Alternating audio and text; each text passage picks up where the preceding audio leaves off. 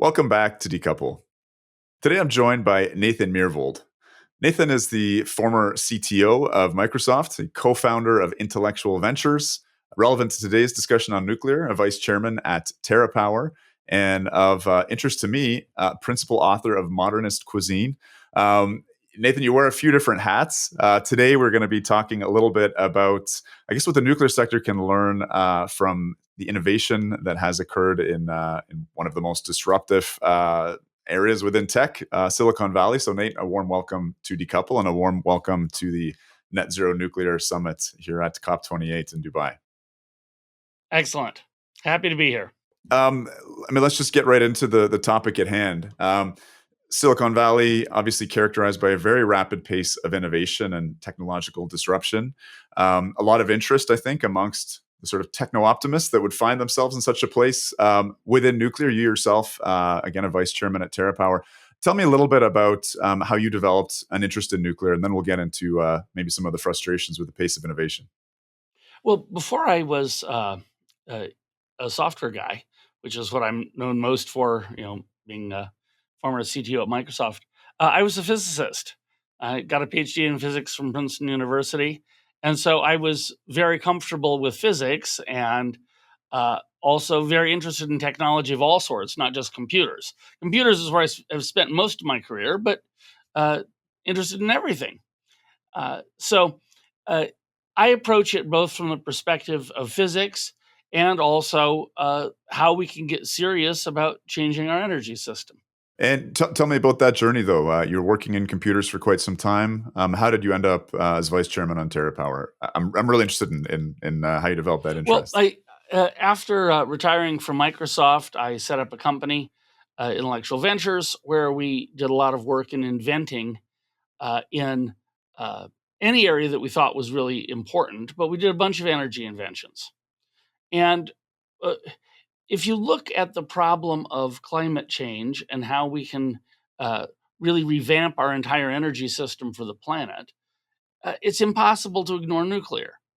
Nuclear is a non-carbon emitting, incredibly efficient source of energy. In some parts of the world, like France, it's the dominant majority form of electrical generation. It clearly works. If you say we're in a climate crisis and you're unwilling to use something that clearly works and it's already available, then you're not really serious about it. Then you're saying it isn't a crisis. Now, conversely, if you look more deeply at nuclear, you find that nuclear has had a stagnation in its development relative to what could have happened because 30 some years ago, we got the willies. We got afraid of building nuclear plants. When I say we, I mean the United States, but the US being out of it also put a chilling effect on nuclear from all countries. And as a result, the pace of innovation that normally would have occurred in that industry didn't. It's also true that people will look at nuclear as, even though it works very well today in places like France and many others around the world, the existing plants in the US work very well, have an excellent safety record. Despite that, people will say, oh, nuclear isn't really ready. And they'll say, well, we're worried about the waste, or we're worried about safety, or we're worried about something. And a lot of that potentially could be addressed by innovation. But if the largest single market for nuclear for most of the last 30 years stopped building plants, then you're not going to have that innovation. Right. I think you characterize this as slide rule nuclear. Computing has come along. Go ahead. The Fukushima plant was commissioned in 1971. It was designed in the 1960s. It literally is a slide rule era plant. That doesn't mean every calculation on the slide rule, but since if you look at automotive safety, now automotive world is not as rapid pace of innovation as computing, but the highway deaths per mile driven have dropped by a factor of 5 since 1960. And so that's a large-scale industrial thing, and they got a factor of 5. So if you say, well, is nuclear so simple that innovation won't help or computing won't help? No, actually, it's the opposite, right? Because nuclear physics of reactors is very complicated. Uh, it's very expensive to design new things and to test things. So the ability to use computing and other modern electronics, all of the panoply of technologies that we have, the ability to do that to improve a plant is very substantial. And you're not seeing that happening. Is that Well, something it that's historically didn't happen from the last plants being built up until now, so not all the way from the 1960s, but uh, the fact that we froze nuclear innovation by stopping the building of plants, that that's stopped the investment in people developing new designs. Why would you design something afresh if you wind up never having to build it, right? So uh, there's a huge amount of things you can do with this new technology to a nuclear plant. Now, you could also say, can't we just deploy the best of today's technologies? But the funny thing is, even deploying the best technology we have today is stymied. That's why the Fukushima plant was still online and why there's lots of similar era plants online around the world. Nuclear works, so people didn't want to shut it off, but they also didn't want to replace it. They didn't want to improve it because, oh my God, that'll open up the whole can of worms and there'll be all these public demonstrations. Um, so anyway, that was we got interested in TerraPower because we realized there was a tremendous amount you could do with innovation in nuclear. some I think would say that there's the potential for a category error with someone coming from Silicon Valley where the innovation has been occurring, say, at the chip level, within computers, within software development, and that the product is very different coming out of nuclear, and it's more governed by these harder laws of physics. Maybe it's more similar to thinking about innovation within a semiconductor fabrication facility. Maybe that's a better sort of category than which to put innovation of a nuclear plant. How would you respond to those kinds of criticisms? Well, look, nuclear is each technology in its details is different. Of course, it is. Um, uh, that's why I used cars as an example for safety. If I said computers from the 1960s have had an improvement of several million fold, you Yeah. say, oh, well, okay, but that's not fair because that's got this magic computing technology and chip stuff. But cars don't. And now, does that mean that nuclear is that and cars are equal? No, they're not. None of these problems are exactly equal. And of course, there are both hard laws of physics, which I do know something about, and there are the uh, labyrinth of regulations, uh, in part meant in the best of intentions to make sure that we have excellent safety in nuclear plants. And some of the regulatory and legal framework is frankly was designed to thwart nuclear. What do you think are some of the biggest roadblocks in terms of innovation? I know TerraPower was looking at deploying a half-scale model of one of their reactors in China. That fell through. We're merging into this multipolar world. We're seeing challenges with HALEU. I mean, I think the theme here is the kind of collapse of a kind of unipolar order and some of the challenges that's putting within nuclear as a part of a globalized world. For you, looking forward now, what are some of the challenges that we're facing in terms of the pace of innovation you'd like to see?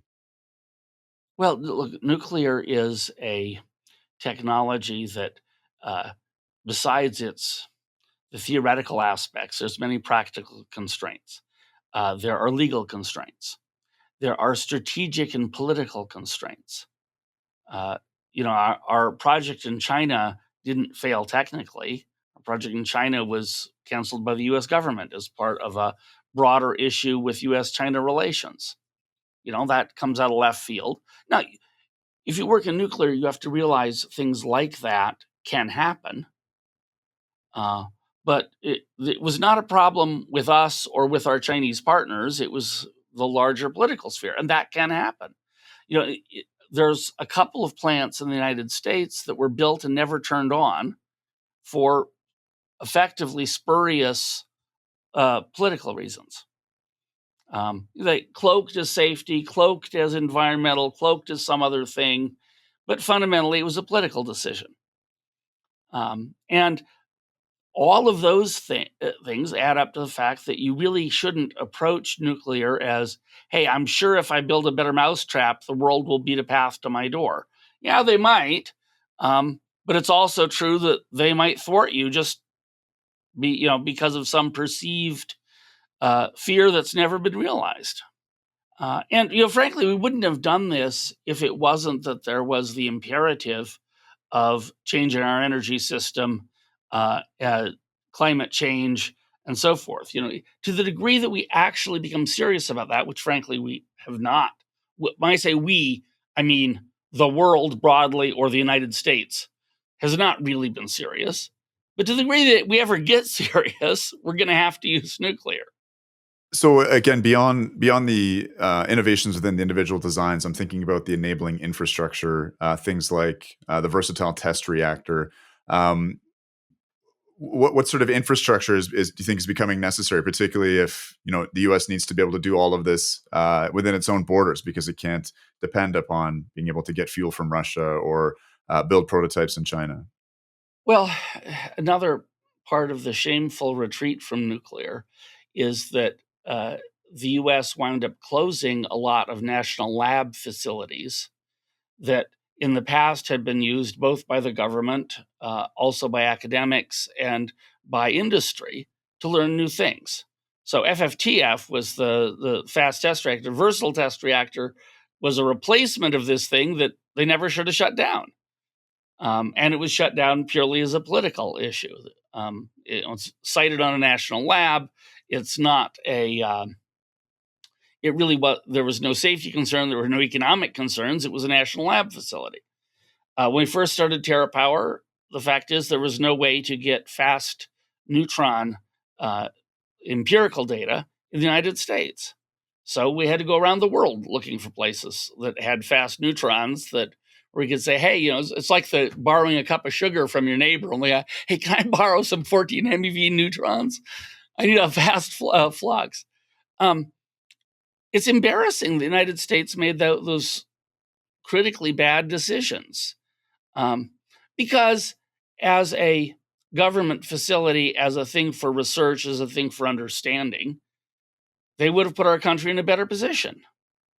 But the simplest thing at those points wasn't to look ahead and say, gee, I better take a little bit of short-term political pain in keeping this thing alive, rather than appeasing some vocal minority of folks that are upset about it. Let me appease them because, we're never going to need this again. We're always going to have peace in the world.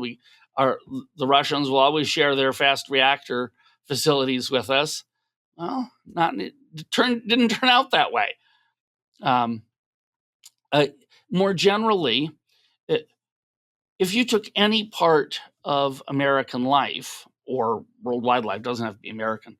I'll start over.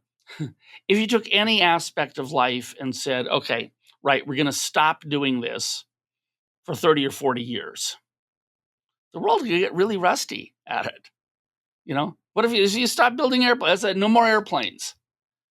Oh, right? Or no more cars or no more, I don't care what it is. If you have an effective moratorium on not only the construction, but the intellectual capacity and the facilities that you would need for doing research and development, we shouldn't be surprised if it goes away. The popular one that people would talk about before this is after the Apollo program ended, they put aside the plans for the Saturn V and the know-how of how to build the Saturn V. And we had this embarrassing thing where for years and years and years, people said, hey, we once were able to build a rocket that could go to the moon, but we lost it. Now, it happens that lots and lots of hard work and innovation, new technology in the form of both commercial efforts and government efforts is we are starting to field heavy lift rockets that are bigger than the Saturn V. So eventually that one got solved, but there was a long period where if we'd had to go to the moon, we wouldn't have been able to because we'd made a political decision to stop a program and just let it all go to hell. I think we're entering into, it's not an unprecedented moment, but it's a bit of a political joke. But for the first time in as long as I can remember, and I'm younger than you are, the Republicans and Democrats seem to be agreeing on something, and that is that they both now like nuclear. Um, it seems like there's a big opportunity moving forward here. What would be your wish list in terms of unleashing this innovation that you so desperately want within the nuclear scene, maybe within the U.S. or more broadly with the U.S. and its allies? Well, I think the U.S. Political structure has made some very important steps in recognizing that if we need to change our climate system, nuclear is absolutely part of the solution. And leaving it out makes absolutely no sense. It's a great first step, but as we've just been discussing, there's 30 or 40 years of rot in the fact that our infrastructure for making things, for testing things, that's all gone to hell.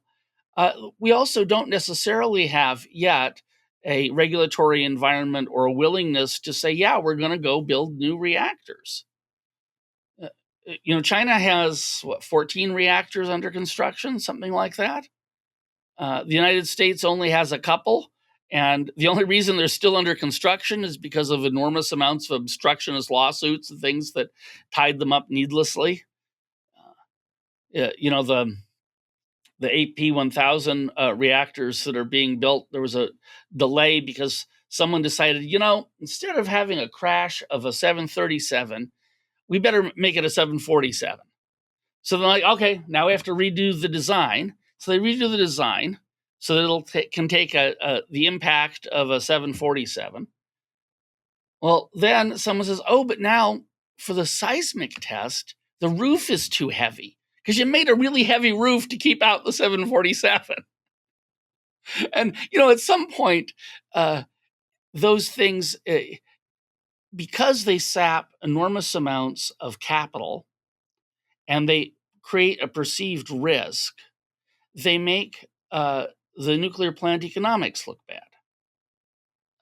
The fundamental difference between a coal plant and a nuclear plant, besides the internals of how they work or emitting CO2, the biggest thing is for a nuclear plant, you have a larger capital cost up front, but then the ongoing running is cheaper.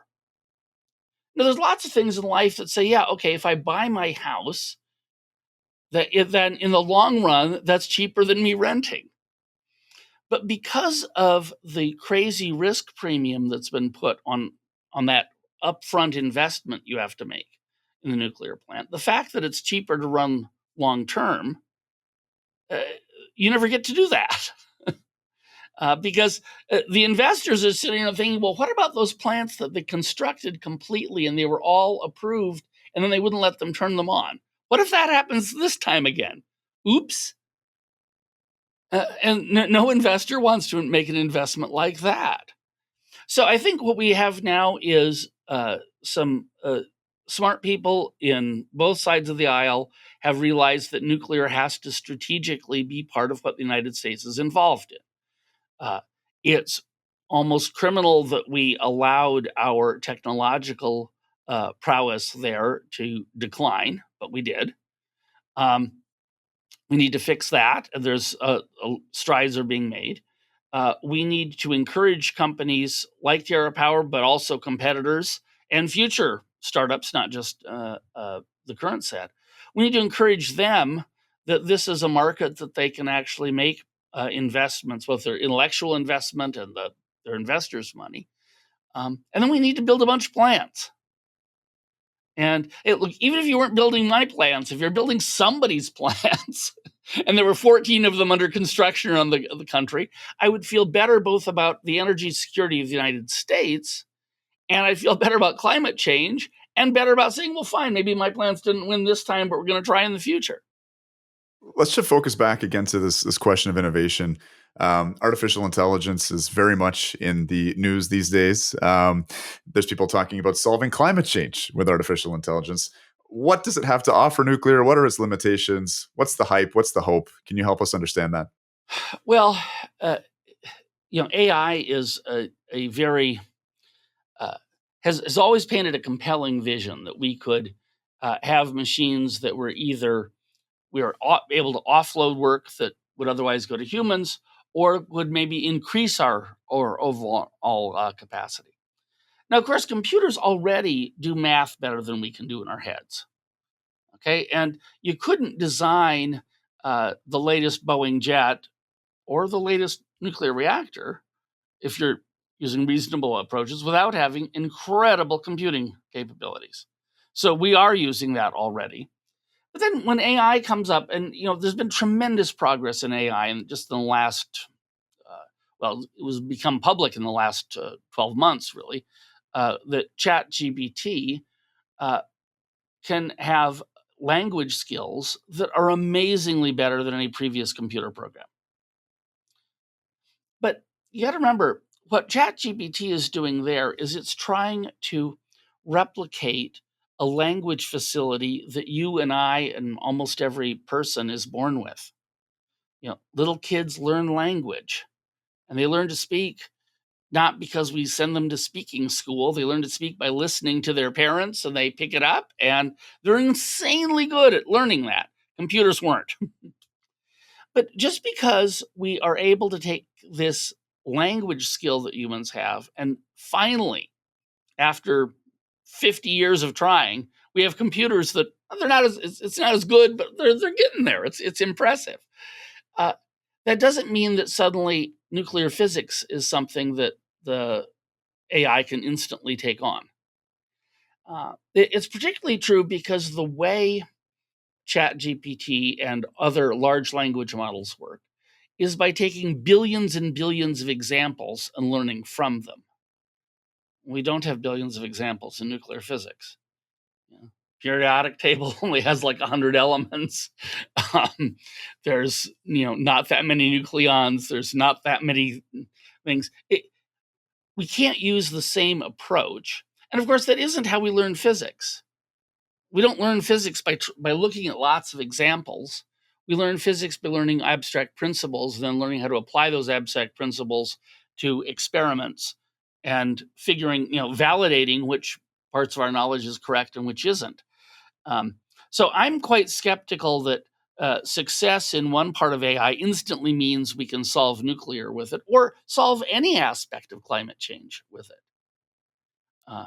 But look, if you want to make a limerick and then translate that limerick into the voice of a pirate or iambic pentameter, oh my God, ChatGPT and the Bing search engine, that's the way to go. Okay, that can do it way better than I can do it.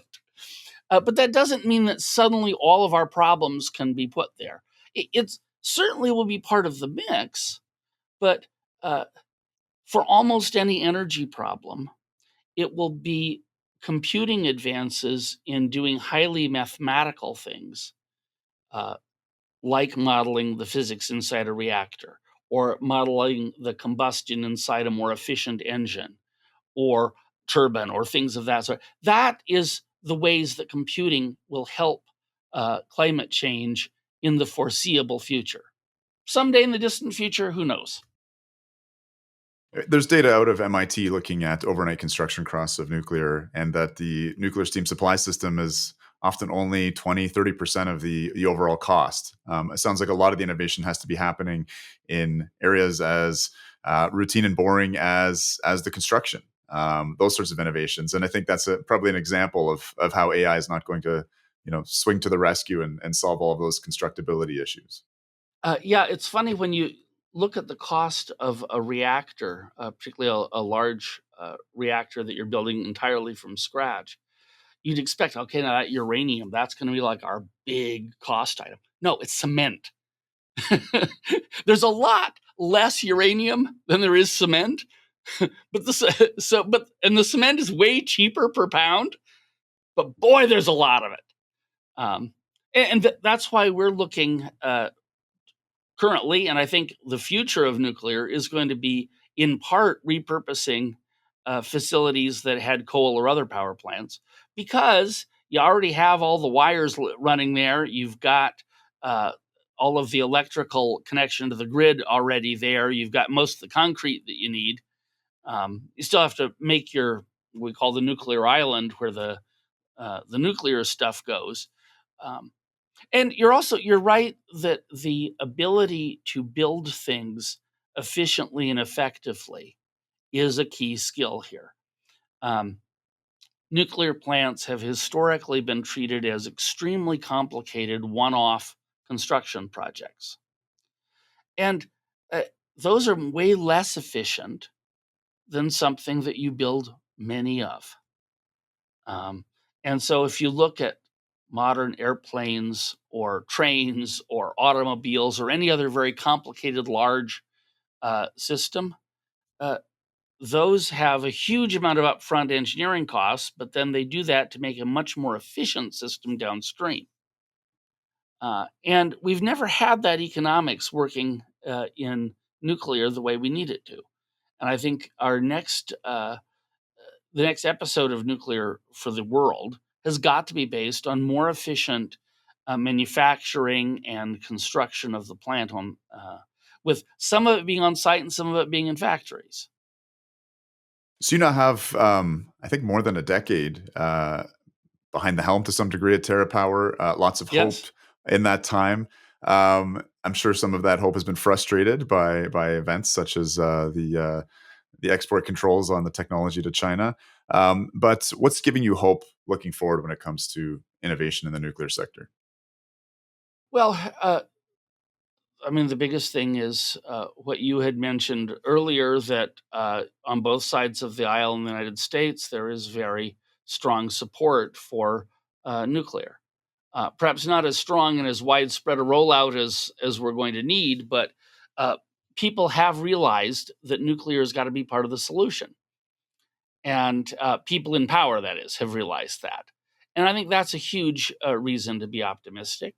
Both TerraPower and other companies are making lots of progress on innovative designs. Characteristically, we've all chosen different technologies, different design points, which is great.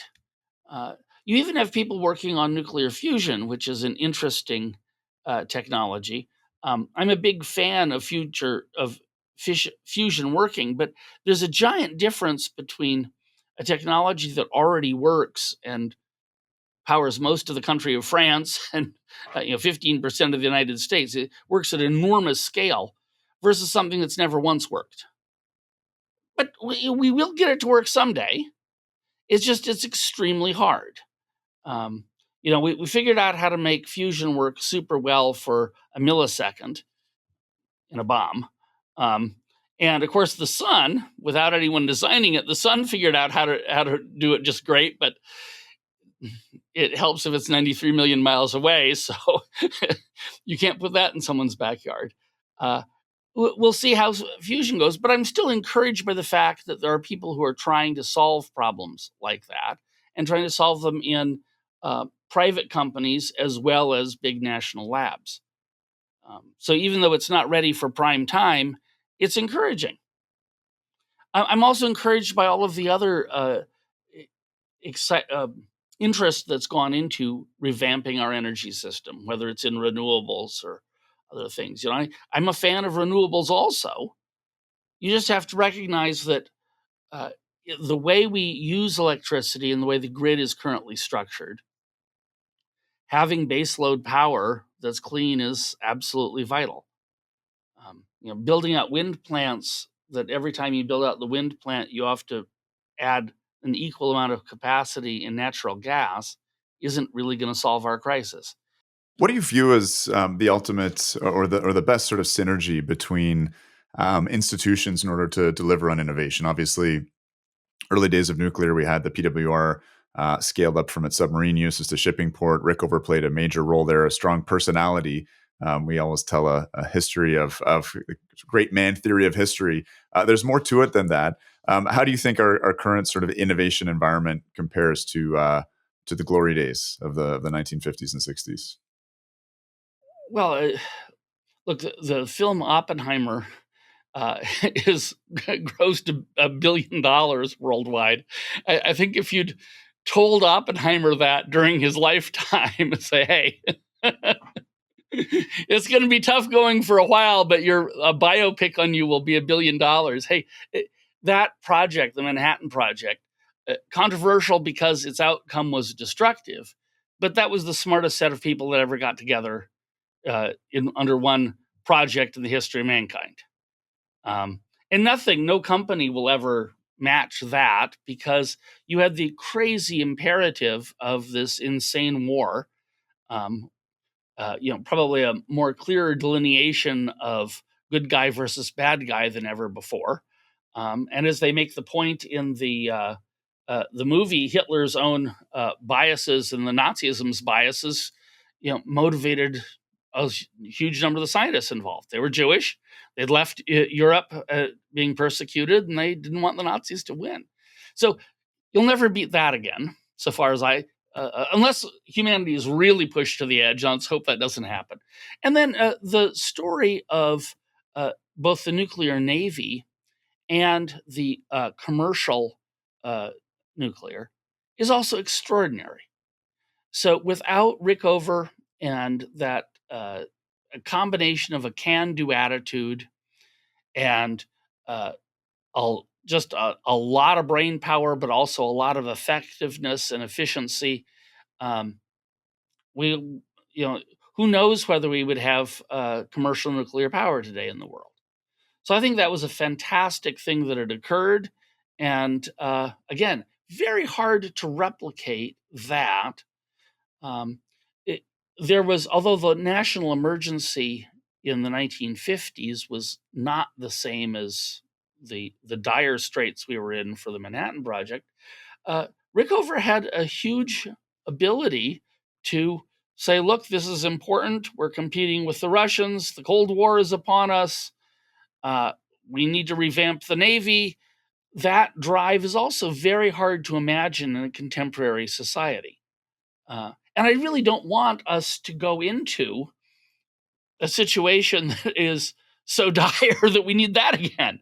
But you can make lots of progress even if you don't have the threat of losing World War II or the threat of losing the Cold War over your head. Um, and the computing industry is a great example of that. Um, that's one where, without there being a top down command, without there being a national emergency, without there being infinite amounts of government money, uh, something really incredible happened. And government was still important. The DARPA, the Defense Advanced Projects Research Agency, put tons of research money into computer science very early on. That was very helpful. I'm not saying government was not involved, but uh, progress doesn't always occur from the one secret crazy project in the New Mexico desert or the tyrannical admiral trying to revamp the Navy's propulsion and the world's power. Those were amazing episodes, and we need to learn from them. But that isn't the only way to have innovation. And that's what the computing industry has shown us. That's what the new AI industry has shown us. It wasn't even all the rich companies that succeeded in making it. It was a team of people at OpenAI that at the time they had 40 employees when they really got to the point where they said, now where it's working, we have to double down. Well, we're in different times.